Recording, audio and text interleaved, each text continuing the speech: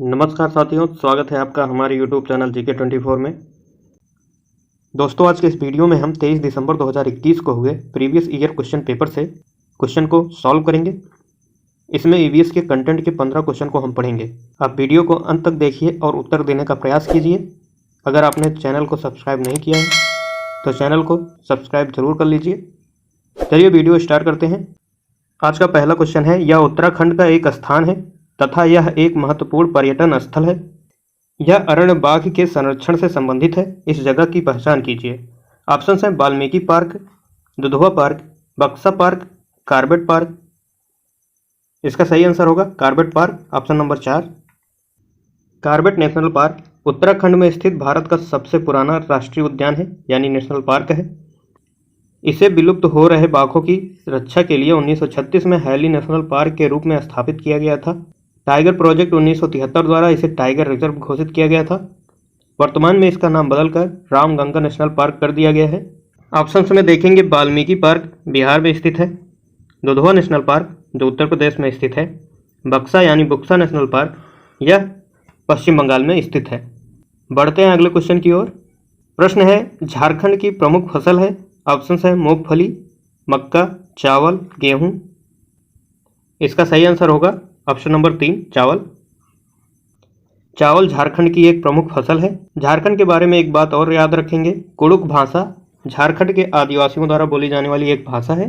यह भी एग्जाम में पूछा जाता है। चलते हैं अगले प्रश्न की ओर। प्रश्न है, उसे चुने जो दूसरों से अलग है। झील, पर्वत, तालाब, नदी, झरना। इसका सही आंसर होगा ऑप्शन नंबर 3, पर्वत।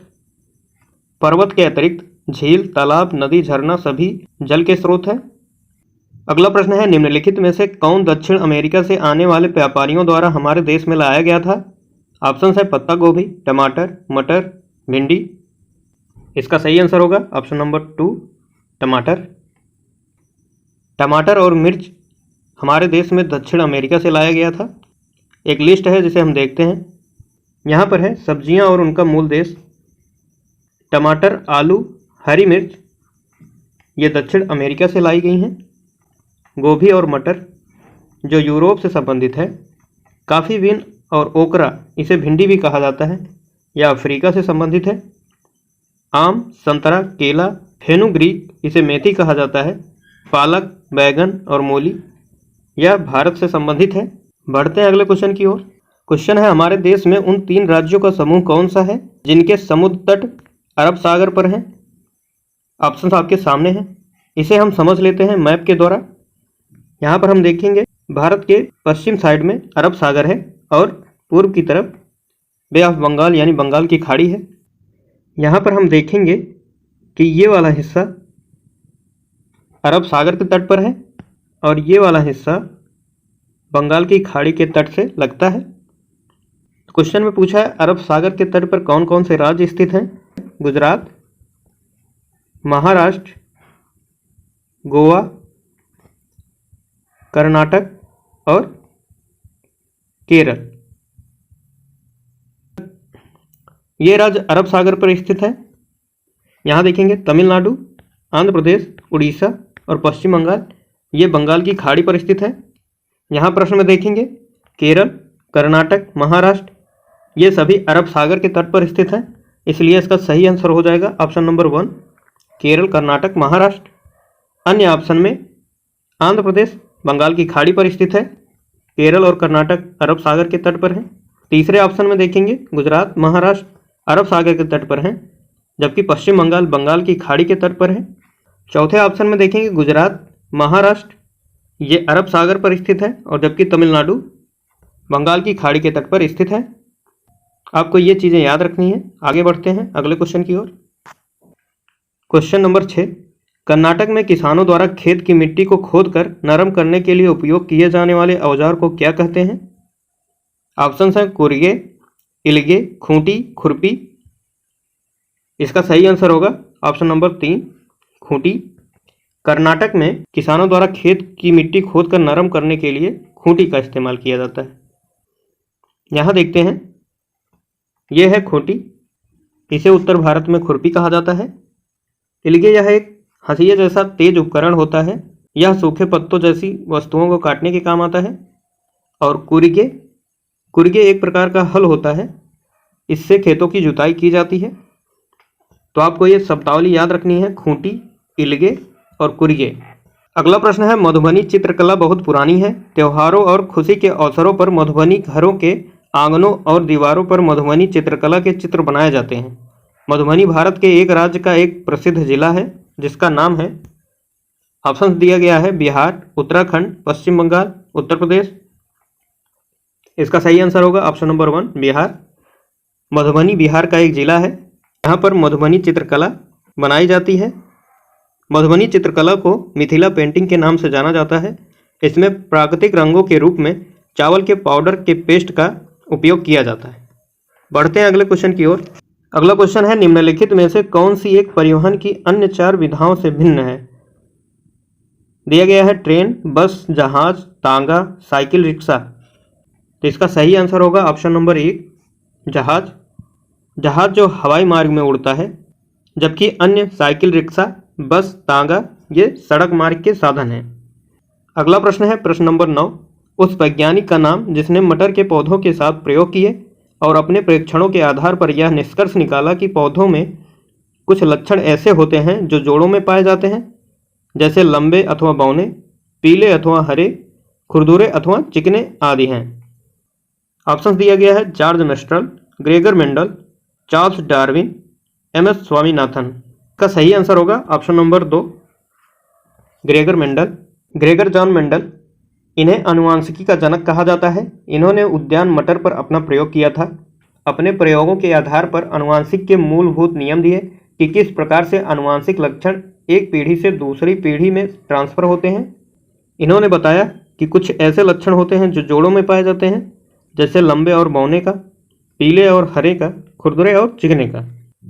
अन्य ऑप्शन को देखें तो जॉर्ज मेस्ट्रल, जिन्होंने वेलक्रो की खोज की थी। अगला ऑप्शन है चार्ल्स डार्विन, इन्होंने प्राकृतिक चयन का सिद्धांत दिया था, अर्थात प्रजातियां परिवेश के साथ ढल जाती हैं तो जीवित रहती हैं, नहीं ढलती तो वे विलुप्त हो जाती हैं, अर्थात मर जाती हैं। अगला ऑप्शन दिया गया है एम.एस. स्वामीनाथन।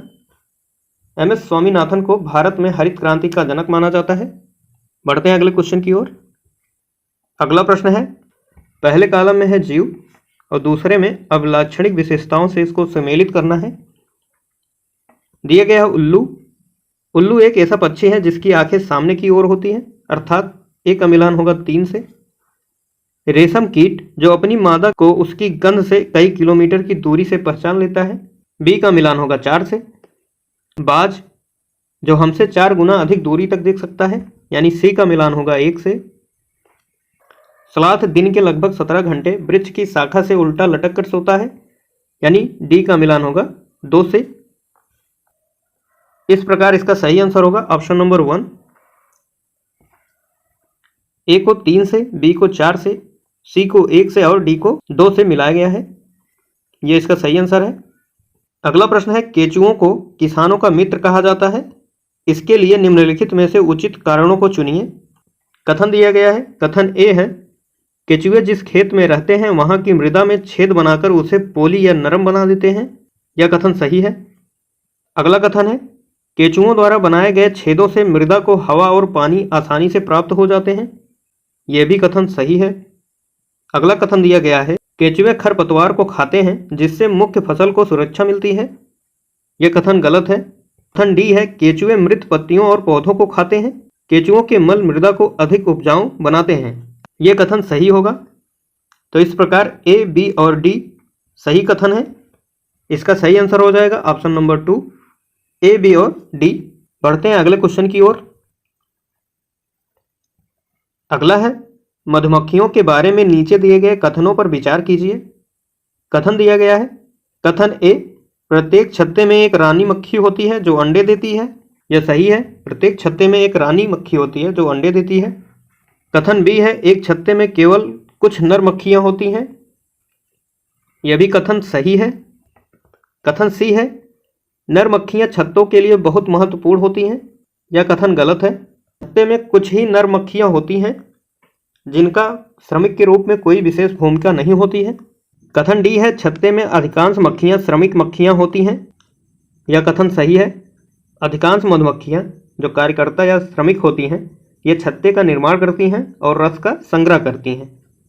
अगला कथन है नर मक्खियां शहद के लिए फूलों का रस एकत्र करती हैं। यह गलत होगा। श्रमिक मक्खियां ही फूलों से रस एकत्र करती हैं, नर मक्खियां नहीं करती। तो इस प्रकार इसका सही आंसर होगा ए, बी और डी, ऑप्शन नंबर 2।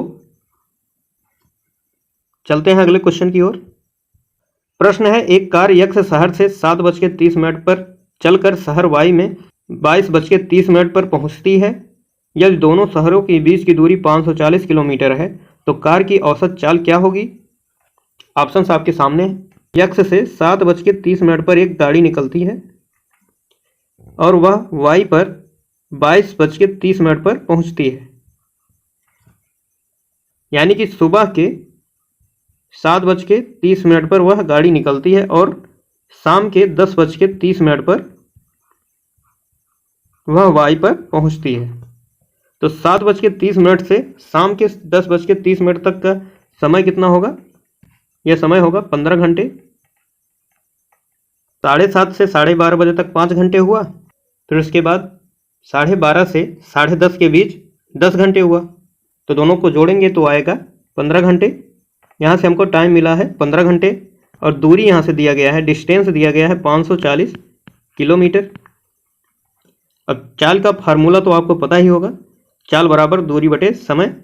तो यहाँ से स्पीड हम निकालेंगे तो 540 बटे कितना हो जाएगा 15, ये आ जाएगा 36 किलोमीटर प्रति घंटे।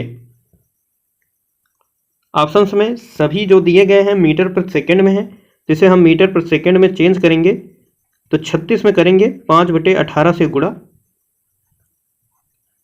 यहाँ से कटेगा 18 दूना 36 और ये हो जाएगा 10 मीटर प्रति सेकंड। तो यहाँ से हमें आंसर क्या मिला? ऑप्शन नंबर 2, 10 मीटर प्रति सेकंड इसका हो जाएगा सही आंसर। अगला प्रश्न है नीचे दिए गए कथनों पर विचार कीजिए। कथन दिया गया है महाराष्ट्र के लोगों को सहजन के फूलों के पकौड़े खाना अच्छा लगता है। कथन ए सही है। कथन बी है जम्मू और कश्मीर के लोग केले के फूलों की सब्जी पसंद करते हैं। यह कथन गलत है। केले के फूलों की सब्जी केरल और पश्चिम बंगाल के लोग बनाते हैं। कथन सी दिया गया है उत्तर प्रदेश में रहने वाले लोगों को कचनार के फूलों की सब्जी पसंद है। यह कथन सही है। उत्तर प्रदेश के लोग कचनार के फूलों की सब्जी खाते हैं। इस प्रकार कथन ए और सी सही हैं। तो इसका सही आंसर हो जाएगा ऑप्शन नंबर 2, ए और सी। यह हमारा अंतिम प्रश्न है। हमारे देश के किस एक राज्य या केंद्र शासित प्रदेश में खेती के लिए जंगल की भूमि सारे ग्रामवासियों की साझी होती है, अलग अलग परिवारों की नहीं होती है? ऑप्शंस हैं लद्दाख, पुदुचेरी, छत्तीसगढ़, मिजोरम। इसका सही आंसर होगा ऑप्शन नंबर 4, मिजोरम। मिजोरम में इस प्रकार की खेती को लॉटरी खेती कहा जाता है। लॉटरी खेती का आयोजन ग्राम पंचायत या ग्राम परिषद द्वारा इसलिए किया जाता है क्योंकि यहाँ के लोग मानते हैं कि जमीन पूरे गांव की है, ना कि किसी एक व्यक्ति की। लॉटरी सिस्टम में किस परिवार को कितनी खेती के लिए जमीन मिलेगी यह तय किया जाता है। यह पूर्वोत्तर राज्य मिजोरम में होता है, इतना आपको ध्यान रखना है। तो दोस्तों आज का वीडियो यहीं पर समाप्त होता है। ये क्वेश्चंस 23 दिसंबर 2021 के प्रीवियस ईयर क्वेश्चन से लिए गए हैं। कमेंट करके बताइए कि यह वीडियो आपको कैसा लगा। लाइक, शेयर और सब्सक्राइब जरूर कर लें। मिलेंगे अपने नेक्स्ट वीडियो में इसके दूसरे पार्ट को लेकर, जिसमें पेडागोजी के 15 क्वेश्चन हम करेंगे। तब तक के लिए दोस्तों स्वस्थ रहें, मस्त रहें, पढ़ते रहें। धन्यवाद।